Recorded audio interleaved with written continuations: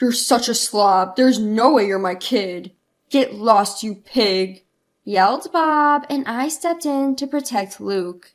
If you won't acknowledge Luke as your own son, I'll take him in. Days later, when the two found out that Luke had been on TV, they came to our house. Luke, come home with us, they implored. To them, Luke retorted, Who are you guys? I'm Katherine Johnson. Ever since I lost my husband a few years ago, I've been living alone. Living alone in a big house was lonesome. Having no particular hobbies, every day was unbearably dull. However, there was one thing I looked forward to. That was seeing my grandson, Luke. Seeing my adorable grandson, Luke, was the only thing that brought me comfort. My son Bob and his wife Michelle ran a nightclub together. It seemed to be flourishing, and the couple always seems busy.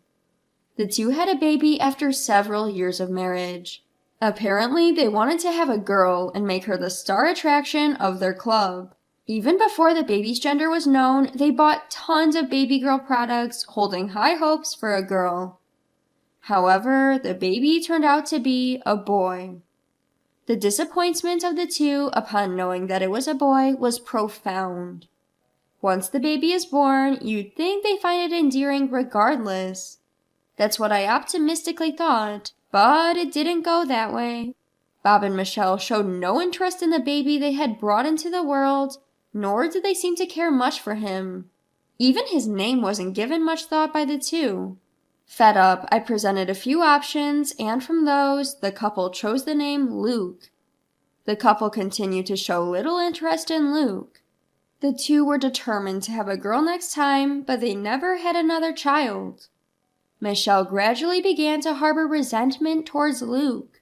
All our plans got messed up because you are not a girl. It's all your fault. Michelle seemed to have such misplaced hatred towards him. Moreover, led by Michelle, Bob too began to adopt a cold attitude toward Luke. If only I had intervened at that point, maybe things wouldn't have turned out this way. Eventually, Michelle stopped making meals for Luke. She'd leave a $5 bill on the table every day before heading to work, not returning until the early hours of the morning. Luke spent the long hours from evening to night alone. Just imagine how daunting it must have been for a young child to wait alone for his parents' return. With the money Michelle left, Luke had been buying his meals at the convenience store. Still a young boy, Luke didn't consider things like nutritional balance, and would often buy sweets and potato chips to eat. Furthermore, there were times when he would eat convenience store meals that were about to be discarded. A child going to the convenience store alone daily is inevitably noticeable. A sympathetic convenience store worker would secretly share some food with Luke.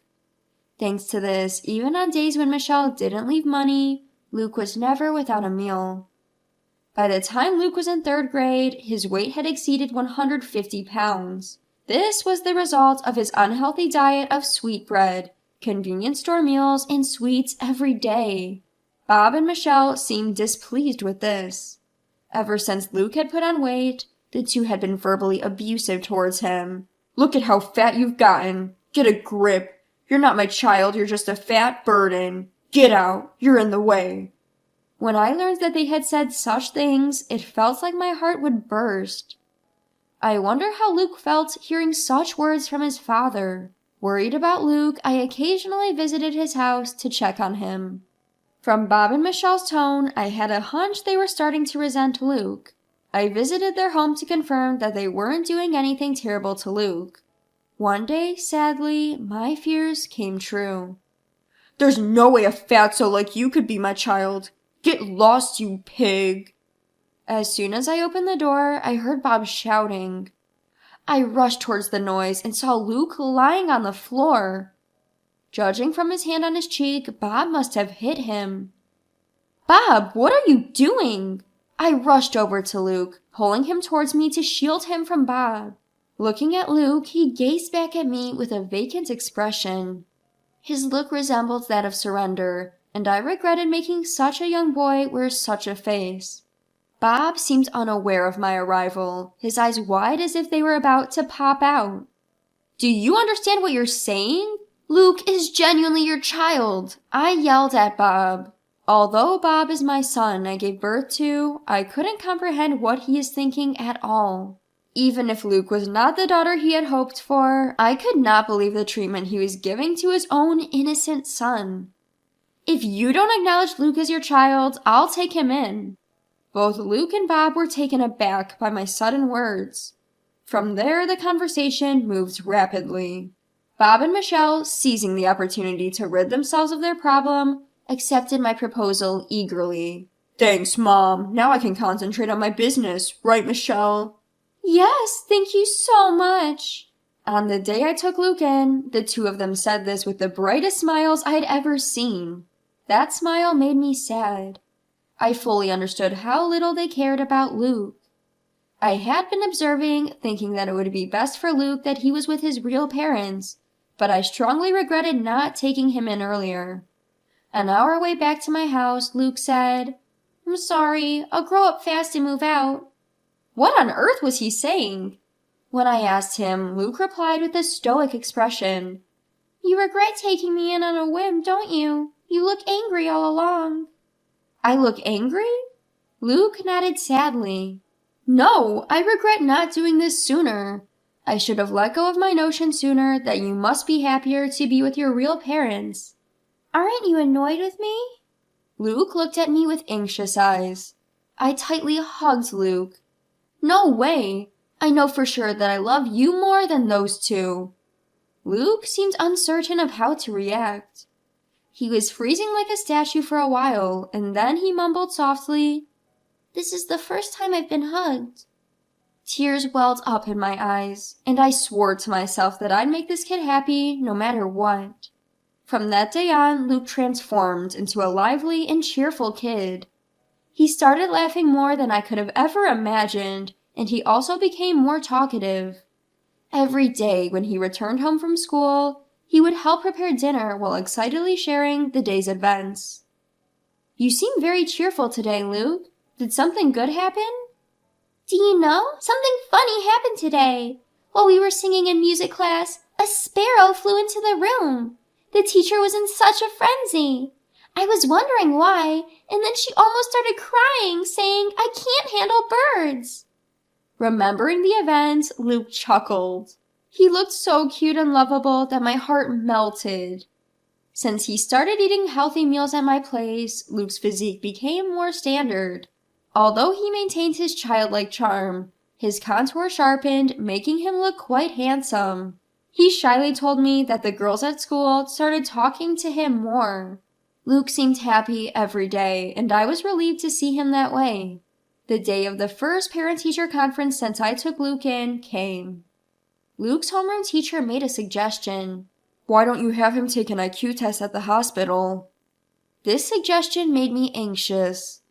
I felt like they were saying there was something wrong with Luke's intelligence. Is Luke falling behind the others?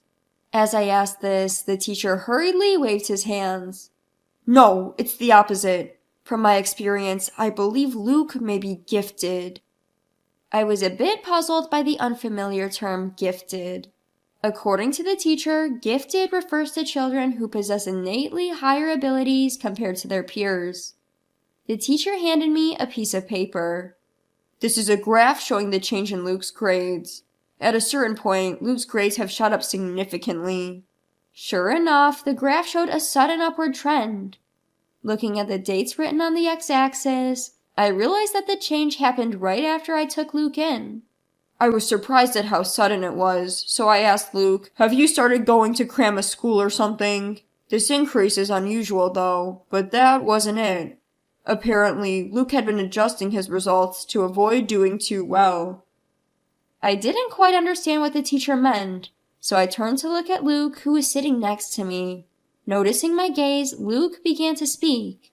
At my old home, if they found out I was doing well in school, they didn't like it. They'd say I was being cheeky and I'd get hit more than usual. Luke shrugged his shoulders. So, during tests, I would intentionally leave answers blank or get them wrong. I actually knew all the answers, though. Luke smiled smugly. Now there's no need for that, so I just take the test normally. It's so easy it's boring. Even just reading the textbooks lets me understand everything in class, which isn't fun. I want to study something more challenging." Luke sighed deeply. I was momentarily worried that the teacher might feel offended by his words, but my worries were eased when I heard the teacher laughing loudly. "What do you think? If Luke is gifted, we might be able to provide support that suits him. Why not get tested at the hospital?" "If it's for Luke's benefit." With that in mind, I decided to take Luke to the hospital over the weekend. From what I can tell, based on his behavior at school and home, as well as the results of his IQ test, it seems that Luke may be gifted. The doctor spoke clearly. Luke's IQ was significantly higher than average, which surprised me. I had no idea Luke was this smart. No wonder he finds school so easy. To fulfill Luke's desire for more challenging studies, I decided to hire a private tutor for him. The tutor is a veteran who graduated from a prestigious American university, and he understands Luke's characteristics. Luke was pleased, saying it was more fun than school. He passed both the English and Chinese proficiency tests with the highest grade at the tutor's suggestion. When the tutor posted about his proud student on social media, it spread rapidly. Luke became the talk of the town, and we started getting interviews from newspapers and television stations. One day, while spending the usual time with Luke, the doorbell rang. "Oh, are the reporters here already?" There was still about 30 minutes left until the interview time. I opened the door expecting the reporters and was surprised. "Long time no see, Mom. I've come to get Luke." There they were, Bob and Michelle. "What brings you here?" When I asked, Michelle flashed a bright smile and replied, "Dear mother-in-law, thank you for caring for Luke until now. From now on, he will live with us." I couldn't believe what I was hearing. What on earth is this woman talking about? "You must be joking. Luke has an interview soon. I'm very busy. Please leave." Upon hearing the word interview, Bob and Michelle's eyes lit up. "So it really was Luke." "We saw it on TV. Our son is truly remarkable." Their faces turned towards each other, excitement bubbling between them. And then they blurted out an outrageous idea. "If Luke comes back, our shop will be secure." Beside Bob, Michelle was nodding fervently. "If we get customers who come to see Luke, our sales will go up." "In the long run, we could even leave the management to him. That would make life easier for us." I was astounded at the self-serving thoughts of the two. After claiming that Luke isn't their child, they show up to take him back when they realize how talented he is. A child is, Luke is, not a possession of his parents. Don't you understand? I had reached the limit of my patience. Just as I was gearing up to give them a piece of my mind, Luke appeared behind me. Seeing Luke, Bob and Michelle broke into smiles. Their smiles only stoked my irritation. However, their smiles were shattered by a single phrase from Luke. "Who are you guys?" Luke asked, staring at the two straight on. They looked bewildered. "Who are we? We're your dad and mom. You're our beloved child who I suffered to give birth to." Michelle's words made me feel sick. How dare she call him her beloved child? Just as I was about to retort, Luke smirked and said, "My only family here is my grandmother. I don't know you people who abandoned me." He stated this firmly. "Luke, that woman is your grandmother, not your mother. Come back home with us." Bob tried to persuade him gently, but Luke glared at him. "My home is here with my grandma. Unlike you, she's always shown me love. You abandoned me, and now you want to reclaim me because you think I'm useful? You're not my parents." It was the first time Luke had ever raised his voice like that. Bob and Michelle cringed at his outburst. Bob, visibly irritated, tried to grab Luke's arm. Just as I was about to intervene, a voice called out from behind Bob. "Is what he said true? Did you abandon him?" Journalists began to gather around, their faces solemn. They had come to interview Luke. It was already the time of our appointment with them. Reporters surrounded Bob and Michelle. They circled Bob and Michelle, firing off questions at them. Later, this interview was broadcast on television with the sensational title, "The Sad Past of a Genius Boy, Confronting the Parents Who Abandoned Him." The impact was immense. The couple was lambasted on social media, and their business received numerous angry calls. "How could you abandon him just because he wasn't a girl?" "Don't try to manipulate your child for your own convenience." On top of the angry calls, crowds of people apparently gathered to see the faces of these terrible parents. Needless to say, business could not operate normally under these conditions. In desperation, Michelle reached out to her parents for help, only to receive a cold response. "You reap what you sow. Deal with it yourself. We have no intention of helping anyone who would abandon their child." Bob and Michelle were universally scorned and abandoned. The two of them were reportedly upset, crying out, "Why is this happening to us?" Hopefully this incident will be a wake-up call for them. Although, given their current attitude, the prospects seem bleak. After that incident, Luke and I quickly moved away. "I want to cut ties with them. I can't stand going through this over and over."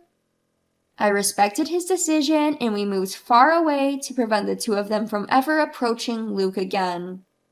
We would have sought legal measures if we could, but it seems it's hard to sever ties with biological parents, even if they are adoptive. In Luke's new school, he made a good friend, who seemed to understand him well. Luke would bring him home, show him his homemade programming, and happily explain his points of interest. While I find Luke's interests a bit hard to follow, his friend seems to understand, listening attentively and nodding as Luke explains. From time to time, they would be engrossed in a discussion about programming. Seeing Luke so happy always made me feel glad we moved here. Thanks to his new friend, Luke has been able to live freely and happily every day. I hope they continue to get along well and support each other.